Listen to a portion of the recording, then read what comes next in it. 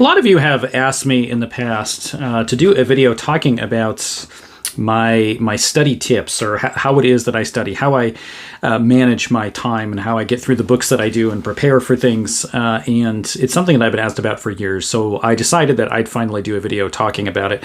I don't know how much help this will actually be to any of you, but since it's been requested so much, I decided it's worth some time to just tell you about kind of my study habits, and maybe the advice that I have is going to be able to help you. So obviously I do a lot of reading. I do a lot of studying. I prepare for books that I write and podcasts that I do and classes that I teach.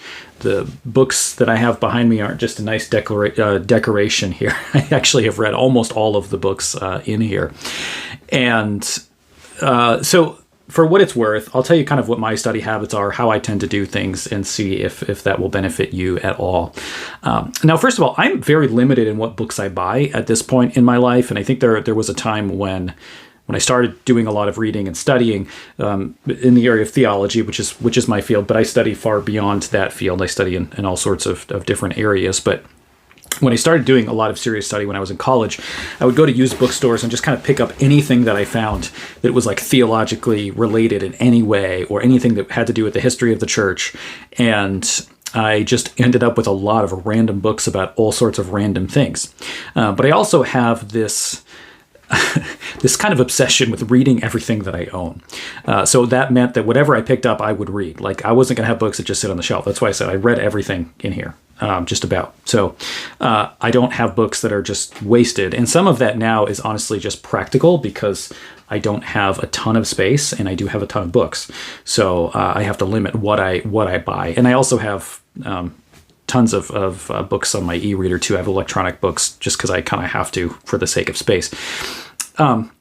But as I have gotten more particular about books and more interested in specific areas of study, I really have tried to narrow down what I read, and try to narrow it down to the question of, first, what do I actually want to read? What are my interests? What's the thing I currently want to look into? And what are the best books that I can buy? And that actually address the issues that I want to have addressed. And that kind of changes your perspective, because usually the perspective is like, I show up at a bookstore and find what books look cool and buy them. And I've really had to shift from doing that, not that I never do that, but from doing that mostly to now saying, I need to figure out the specific books that I actually want. Because impulse buying is not really a great idea in many ways, but that's true about books as much as it is for anything else. Because you could just end up with like a ton of books all over your shelves that you're never going to read, because it seemed like a good deal at the time, and you just probably wasted money on something you'll never touch again. So that's something that that I've tried to do with a lot of my reading and studying, is just kind of limit what books and be more intentional about what books I purchase and what's actually going to address the topics that I want to look into. The second thing that I would mention in terms of study habits that has really been life-changing for me in my studying since I was in college and just wanted to read everything, was when I bought a book to try to figure out and identify, what is it that I am using this book for? Like, why am I buying this? And then to say, for example, if I buy a book of essays, and there are 10 essays on, say, the doctrine of justification. If perhaps there are 2 essays in there that I really want to use for a particular subject that I'm going to be studying or writing about or podcasting about, at that point I stop and say, okay, well, what am I actually going to buy this book for? And then I read those 2 essays and don't put pressure on myself to read all the rest of the essays. And that doesn't mean that I never will, because maybe I'll go back and do it. But if you identify why you're buying the books, you stop from forcing yourself to read things that you don't necessarily need to read for what you're doing. So it may be the case that you purchase certain books because you need certain sections of those books. You may grab a book that is a comprehensive history of something, but really you just want that book for a reference point to, some idea in the 13th century that you find in, Aquinas or whatever it might be, that you just use it for that, and that's also okay. So not putting pressure on yourself to have to read every single word of everything that you have, but to identify, what is it that I want to use this for? So when I say I've read just about everything in here, that doesn't mean that I've read every word of every book. I have of a lot of these, but that I have used them for the things that I bought them for. So I may have bought them for other reasons. Maybe even it just has a really good bibliography. It's going to help me find other sources that address what I want to look at. So I was given that advice once by a professor in my undergraduate program, and that really shifted how I started to read books, because I stopped putting pressure on myself to actually just, because I hate wasting money and wasting things, which is why I'm like compulsive about reading things that I own. But I kind of gave myself freedom to say, okay, well, I can read a section of this and then put it away, right? I don't need to say that I've read all of the Schaff volumes of the Church Fathers. And I've read a significant portion of them, but it's okay if I don't read through every treatise of Tertullian or something, because I read the ones that I'm currently researching for whatever project that might be. Something else that has helped me, especially with reading a lot of old books, classic books, and that could be classic thinkers, whether you're talking about theology or philosophy, which are kind of the two areas where I'm usually reading something older that's classic. It's often good not to just start with the primary source itself, depending on what the book is. In other words, it can be very helpful before you just jump into, say Thomas Aquinas. You want to read Thomas Aquinas. He's super influential. You don't know any of the categories he's working with. You don't know his historical context, and you just go into the Summa and you start reading, and you're like, what am I reading? I don't know what's happening. And you're probably going to give up because you'll be too overwhelmed. And even if you do get through it, you may not have understood anything that you've read because you don't know the categories or context. So it's usually helpful. I try to do this, especially with some of the more annoying philosophers to read. So, like a Heidegger or Hegel or Kant. With a lot of these figures, and it's true of theology as well, is to read an introductory book. Something that's like basic overview of the figure that you're going to read about. Now, of course, when you get to figures like this, every introductory book is going to have the biases of the scholar. So don't always take everything you read in that introduction to that person's thought as this is all necessarily correct, because you're getting one interpretation. But those things will help you to get the context before you jump into the text themselves. So starting with secondary sources and then jumping into primary sources with the questions that have already been asked and interpretations that you've seen addressed and historical context that you've had put out there really, really does help. So, if you're reading theology, a basic church history book, a basic book on, say, medieval theology, if that's what you're going to read, or Reformation theology, or, maybe Richard Muller's work if you're reading the post-Reformation authors, whether Lutheran or Reformed. If you read something general in that era to get an understanding of the terms and the things that are being said, it's really going to help you to jump into the sources. And I see this very often where people want to jump into sources because you want to be able to say, like, oh, I read Barth's Church Dogmatics, and like, okay, maybe, but did you understand anything in there? I'm not sure anybody does, but that's another question. But if you read Heidegger or you read Hegel, it's not easy to grasp by itself. So you could get through a lot of books, but not have gotten anything out of it. So that's another recommendation that I have. And I do this with a lot of my big overviews of philosophers or theologians that I've done in different ways. You can also find some really helpful, if you're doing philosophy, the Stanford Encyclopedia of Philosophy is a really helpful guide to the ideas of philosophers. And it's usually pretty balanced in telling you about how different scholars view different philosophers and how their ideas have been debated or taken in this or that way.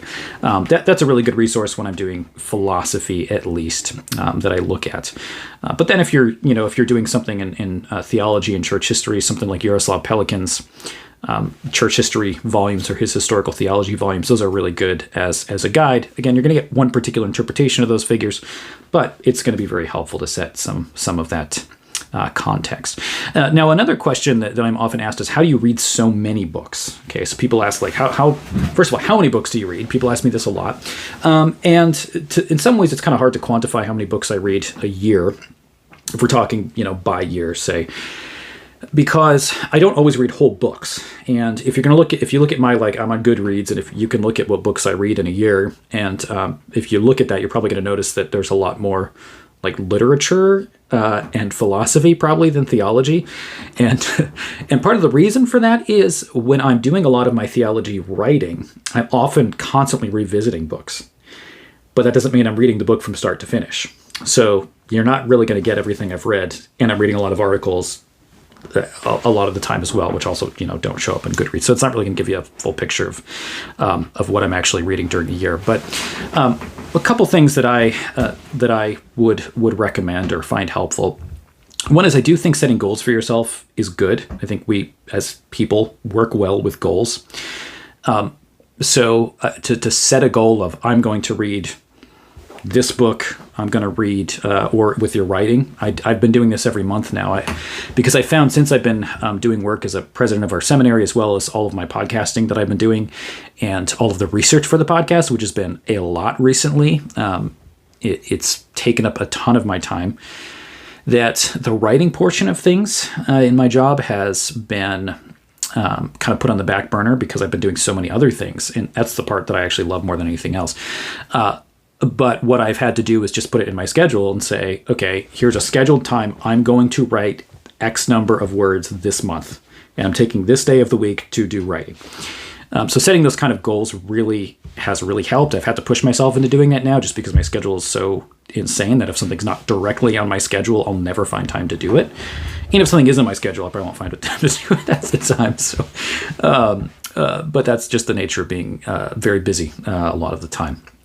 It's also part of the reason as an organization we are hoping to be able to hire somebody else with Justin Center to take care of a lot of work on the organizational side of things and with fundraising and some other things as well. So that I can kind of step back from some of those things to really devote my time to the researching, writing, podcasting almost kind of exclusively. That would be ideal. Bringing other people on board to take care of some of the publishing end of things as well.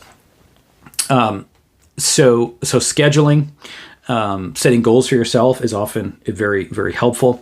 But something I'll also tell you is don't set unrealistic goals. Don't set unrealistic reading goals. I see people do this all the time where, they're like, well, somebody says like, I'm going to start reading the Bible regularly. And they say, well, I'm going to read the whole Bible in 3 weeks. and then like, they can't keep up with whatever demand there is per day because it's unrealistic. And then instead of it just taking a little longer than the time that they said, they just get frustrated and give up altogether. So it's important not to give yourself just an overwhelming amount of material to read. Do something give yourself a goal that's realistic. I think people will do this differently. My Goodreads goal is like 52 books a year. So 1 book a week is my goal. Now I always go over that. But I always set the goal just so I know that I can at least do this. I at least need to read this many books. And in some ways that takes the pressure off. So I'm not like forcing myself to go way beyond. And I usually do go beyond anyway. But it also keeps me motivated because I know, especially toward the beginning of the year, I'm like, I have to read this many books. So those are some pieces of advice for whatever it's worth. And another piece of advice I have is, or something that I've developed myself, is a discipline not to read too many books at once. This is something that took me a long time, and I know a lot of people that like to do this. It's like you read like 8 books at a time, and then you kind of lose track of all of them and never finish them. So I've tried to limit myself, and if I'm reading straight through a book, I'll kind of limit myself to, 1 book in separate disciplines at a time, however many that will work out to. So I'm usually reading one novel and 1 theology book, and then 1 philosophy or aesthetics or art or some other field, along with the articles and books that I'm constantly revisiting for my writing projects and podcast.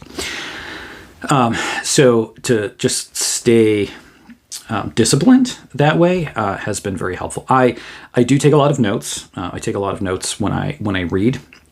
I do a lot of underlining. I do a lot of highlighting. I got a thing of all these sticky notes. They're Piet Mondrian sticky notes. And I stick these all over pages and all sorts of things that I'm reading. So sometimes my books will look a little bit insane because I got all sorts of flaps of paper flying out of them, and they've got notes everywhere and highlights and different colors. So oftentimes I do that. And that I found that even underlining after I read something helps it to stick in my head better. And then if it just helps me to go back and revisit kind of the primary ideas. So if, say in each chapter in a book that I'm reading, I make sure to hit all the main points and read for the main points. And when I hit those main points, I underline those. So if I go revisit it and I just check the underlines, if I forget what the chapter's about, I can kind of hit, oh, here are the main points. It's a refresher for your head as well. To keep myself organized with all the projects I'm working on, I use a lot of notebooks. Use a lot of paper notebooks, write all sorts of things. I'm going to be trying one of those e-ink tablets to see if that works better because I have so many and it's hard to keep track of everything. So I'll see how that works. But at this point, I've been using just paper notebooks to keep notes on things so that when I'm in meetings, when I am preparing a podcast, I write down, different topics that I want to hit as I am going through various points. So, and then in terms of like book projects, people ask like, how do you outline things? Do you outline like really explicitly, or do you not outline at all and just kind of wing it? And I'll tell you that's also shifted in my early writing. I think with my first few books, I did no sort of outline at all. I just grabbed a book and started thinking and writing, and that was it. And then the book came out. Don't recommend that necessarily. At the time, it seemed to work okay. And I think that is because I tend to, and the thing is, everybody's different. So I'm just giving you like what works for me. It may not work for you at all. You may be like, this advice is useless. But it works for me. So that's okay if it doesn't work for you. But when I am, a lot of my ideas, which is podcasts, writing, a lot of that comes up when I'm just by myself. If I'm just doing anything where there's no noise. Sometimes I drive in the car without any music or podcast on or anything because I just need to think. And often when I do that, or when I'm laying in bed, I outline things on my head. That's how my brain works. I think systematically. I outline, here's a point I can make, here's a point I can make, here's a point I could make. And because of that, I have been able to do a bit of writing and podcasting without even writing an outline down. Now I've become much more disciplined there, and I'm much more careful to outline things at this point than I was at one time, and I think it's helped a lot. But I don't necessarily need a lot of outlining. So generally, if I'm going to write a book, here's how this works. So right now, I am writing a book on the doctrine of God, and it's been taking me a long time, just because my schedule's been so busy, and I haven't been able to do all the reading and writing that I want to do. But it's getting there at this point. I'm pretty close to being completed with the project. But so it's a book on the doctrine of God, and I'm comparing classical theism to theistic mutualism or theistic personalism in various forms, specifically dealing with Robert Jensen, Karl Broughton, Wolfhard Pannenberg, Jürgen Moltmann, and Colin Gunton, and some other figures who depart from a more classical Trinitarian theology and classical attributes of God. So, before I start the book, this is part of a project. So I've got a 9-book project. I outline what are the 9 books, what's kind of the general goal of each of these books. So there's my beginning outline. Zoom in on each of those and say, well, okay, what are the chapters? How do I want to do the chapter divisions? So I set that up. And then I essentially decided to kind of 2 halves of each of those chapters and how they're going to look. And at that point, that's when I start writing, right? So I've got basic ideas of what the chapters are going to be. I've got kind of 2 sections put together in each chapter. Then I start to outline, maybe go into one chapter, outline about 8 subheadings, and then I kind of go from there. And usually I'm pretty good to write at that point with that outline, which isn't that extensive of an outline, but it depends on the project. It depends on what the topic is, and it depends on what kind of thinker and writer you are. So these things work differently for different people. For podcasting, this has changed a lot. I think it's changed a lot just because since I've moved into this as a job, I've been able to actually devote a lot more time to preparing for podcasts. Don't write everything down. I have no script. But I do write an outline. I do put an outline together of some of the basic ideas that I want to cover, and I get them done that way. In terms of how do I get myself to focus, because there's another question, how do you get yourself to focus on whatever you're reading? I, like anybody else, am often distracted by what's going on in my head or what I hear. I do not do well reading to, like loud music of any kind, so I love to go to coffee shops and hang out and work. But as I've gotten older, I've gotten, I don't know, grouchier about pop music and in general. But I also just like, I can't focus. The beat and the just endless noise and vapid lyrics. It makes it very difficult for me to focus on writing very well. But other people can like totally do that, and that's fine. That's just, you just kind of have to figure out what works for you. But we have found a spot at a coffee shop, my wife and I, where we can kind of go, and it's not very loud. The music is very quiet. So that's where we end up going a lot of the time to do work. So that is like, sometimes I need to be in my office, which is at home, to work because I have all my books. But then there are other times where I'm at home and I'm thinking about like the mess in the kitchen that I need to go clean, or what, like, because I am a bit of a clean freak, and I like, if anything is out, I like need to put it away because I'm, that's me. So like, there'll always be like, oh, there's a project around the house I want to get done. There's this, it can be distracting sometimes. So when I'm in that kind of mode, I go out of the house and work. So that's part of it. Figure out what location works. I do tend to, sometimes I to get myself to focus, I do like noise, but not noise that is, very attention grabbing, like not like pop music that drives me crazy. So sometimes I'll use those like YouTube channels that just put up like ambiance. So they'll have like ambiance videos. It's like ambiance of a, Victorian library. You hear like fireplace sounds or whatever, or like of a medieval tavern. Or sometimes I will just put the like music of Skyrim on in the background as I'm writing. So those are things that I do. There are YouTube channels that have that. That helps me. Something that's not like, it's not like dead silence, but also some kind of white noise or light music. Nothing that's too like overbearing, that will help me to focus. And also, some days I just don't write well. Some days I don't think well. Some days I'm just really tired. And you have to just let yourself be okay when you have those days, and be like, it's okay, I will have a better day. Yesterday I had all of these goals for writing, and like, I just could not write well yesterday. And I don't know why.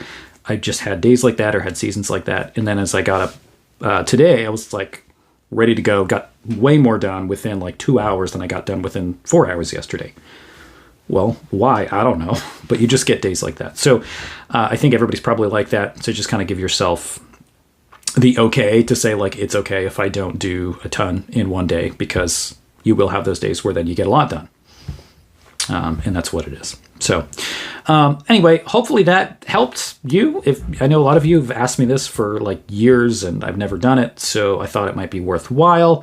And hopefully this gives you some maybe tips, something useful. Maybe not. That's okay. Like and subscribe anyway, even if you didn't find any of this helpful.